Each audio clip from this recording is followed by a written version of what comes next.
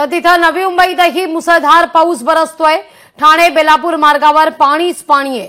मुसळधार पावसाचा वाहतुकीवर परिणाम आहे। मुसळधार पावसामुळे वाहतूक कोंडी होतीये। मुंबईहून पनवेलच्या दिशेने जाणाऱ्या मार्गावर वाहतूक कोंडी आहे। इथे दृश्य आपण ठाण्यातली पाहतोय। ठाणे घोडबंदर परिसर या ठिकाणी देखील पाणीच पाणी आहे आणि या साचलेल्या पाण्यातून मार्ग काढावा लागतोय वाहन चालकांना। त्यामुळे रस्त्यावरील वाहतूक सुद्धा धीम्या गतीनं। मुंबईत दमदार पाऊस कोसळतोय रात्रीपासूनच आणि याचा फटका वाहन चालकांना। सखल भागात पाणी साचण्यास सुरुवात झाली आहे।